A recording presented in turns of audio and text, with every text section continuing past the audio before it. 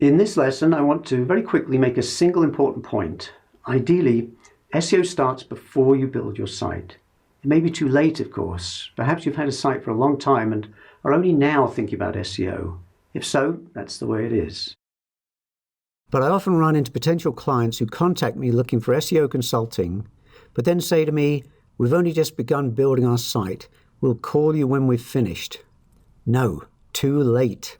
As you'll learn in this course, there are important structural and architectural issues related to building a website that can have a huge impact on how well the site does in the search engines. You're going to find out how transport layer security may have an effect on search ranking, and the decision around whether to make your site mobile friendly is critical. As we progress through the course, you'll find out that there are important template and layout issues to be considered, such as whether you should format headings on your pages using pure CSS classes or with CSS modified H tags. You'll learn about structured data markup. We'll be discussing options for structuring your URLs and so on.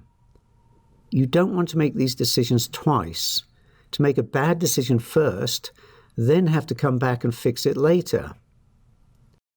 Certainly, anything on a website can be changed, but why not get it right to begin with? It'll save time and money to think about these things up front, rather than fixing them later after making the wrong decisions.